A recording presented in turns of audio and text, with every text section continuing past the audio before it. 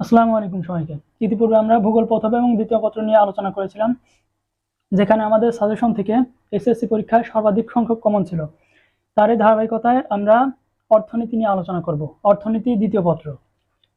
এখানে প্রথম পত্রের ন্যায় ৬টি অধ্যায় রয়েছে, যেখান থেকে পরীক্ষায় ১১টি সেট থাকবে এবং সেখান থেকে একজন শিক্ষার্থীকে ৬০ সেটের অ্যান্সার করতে হবে।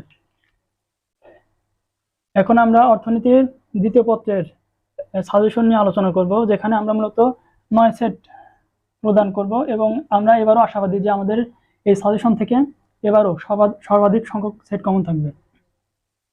আলোচনার পূর্বে বলে রাখি যে একজন শিক্ষার্থী কিভাবে পড়বে।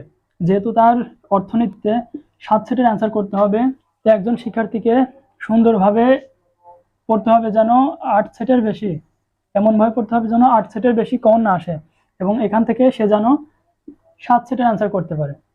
তো চলো শুরু করি। অর্থনীতিতে দ্বিতীয় পত্রের প্রথমেই রয়েছে দ্বিতীয় অধ্যায়, সেটা হচ্ছে বাংলাদেশের কৃষি।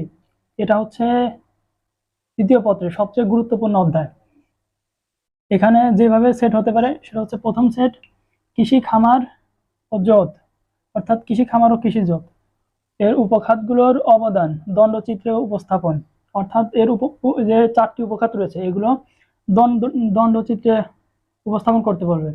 তারপর হচ্ছে বাংলাদেশের জিডিপিতে উক্ত খাতের অবদান, এটা মূলত ঘ নম্বরে এটা আলোচনা করতে বলবে।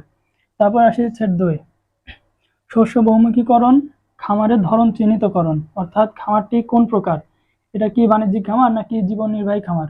এরপরে ঘ নম্বরে যেটা থাকে সেটা হচ্ছে দুটি প্রকার খামারের মধ্যে পার্থক্য উল্লেখ করো, অথবা এই খামারটি জীবিকা নির্বাহে কিভাবে ভূমিকা রাখে, এভাবে আলোচনা করতে বলবে।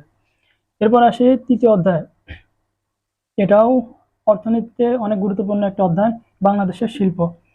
এখান থেকে মূলত যেভাবে হতে পারে বিভিন্ন শিল্পের সংজ্ঞা, এরপরে রয়েছে শিল্পের ধরন চিহ্নিতকরণ, অর্থাৎ এটি কোন ধরনের শিল্প, এবার বাংলাদেশের অর্থনীতিতে উক্ত শিল্পের ভূমিকা। এরপর আসি চতুর্থ অধ্যায়, যেটা অত্যন্ত গুরুত্বপূর্ণ একটা অধ্যায় অর্থনীতি দ্বিতীয় পত্রের জন্য। অর্থনীতি দ্বিতীয় পত্রের চতুর্থ অধ্যায় হচ্ছে জনসংখ্যা, মানব সম্পদ এবং আত্মকর্মসংস্থান। অধ্যায় থেকেও প্রতি বছর একাধিক সেট এসে থাকে, তবে আমরা এখানে 2 সেটের সাজেশন দিচ্ছি। প্রথম সেট জন্মহার, মৃত্যুহার, ঘনত্ব নির্ণয়, আর জনসংখ্যা বৃদ্ধির কারণ, প্রভাব ও এর সাথে উন্নয়নের যে সম্পর্ক, সেটি এই সমস্ত কিছু নিয়েই একটা সেট থাকবে। এরপরে রয়েছে সেট 2 ম্যালথাসের জনসংখ্যা তত্ত্ব ও বাংলাদেশ। বিডি দ্বারা মূলত আমরা বাংলাদেশকে নির্দেশ করছি। তারপরে হচ্ছে কাম্য জনসংখ্যা তত্ত্ব আর অর্থ আত্মকর্মসংস্থান এবং মানব সম্পদ উন্নয়ন, এই কনসেপ্টগুলো নিয়ে এক সেট প্রশ্ন থাকবে। এরপরে আসি সপ্তম অধ্যায় মুদ্রাস্ফীতি। এটা অর্থনীতির অনেক গুরুত্বপূর্ণ একটা অধ্যায়, যেখান থেকে প্রতি বছর নিম্নত দুইটা সেট প্রশ্ন এসে থাকে।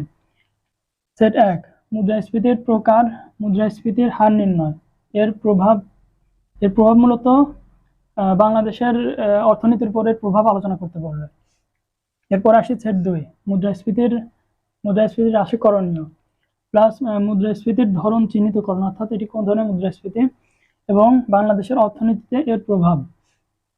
এই অধ্যায়টা কিন্তু অর্থনীতি দ্বিতীয় পত্রের জন্য অনেক গুরুত্বপূর্ণ। এই অধ্যায় থেকে প্রতি বছর সর্বনিম্ন 2 সেট প্রশ্ন এসে থাকে এবং এই অধ্যায়ে এই যে মুদ্রাস্ফীতির একটা সূত্র আছে, এই সূত্র দিয়ে সহজে একজন শিক্ষার্থী খুবই কম সময়ে একটা সেট কমপ্লিট করতে পারে। এরপর আসি অষ্টম অধ্যায় আন্তর্জাতিক বাণিজ্য। এই অধ্যায়টাও অর্থনীতি দ্বিতীয় পত্রের জন্য অনেক গুরুত্বপূর্ণ। এখান থেকে আমরা 2টা সেট নির্বাচন করেছি, ঠিক কিভাবে আসতে পারে আমরা এখন সেটা বর্ণনা করব। সেট 1 রয়েছে অর্থনৈতিক বাণিজ্যের ধারণা, এর ধরন, পার্থক্য। এরপর রয়েছে বাংলাদেশের অর্থনীতিতে এর প্রভাব। আর সেট 2 এটাতে মূলত যেভাবে থাকতে পারে সেটা হচ্ছে বিশ্বায়ন, বাণিজ্য ঘাটতি, অর্থাৎ আমদানি এবং রপ্তানির মধ্যে যে ঘাটতি। তারপরে রয়েছে বাণিজ্য ঘাটতি দূরীকরণে পদক্ষেপ চিহ্নিতকরণ, অর্থাৎ এই যে বাণিজ্য ঘাটতি এইগুলো দূরীকরণে ঠিক কোন কোন পদক্ষেপগুলো গ্রহণ করা যেতে পারে সেই সম্পর্কে বিস্তারিত জানতে চাইবে ঘ নম্বরে।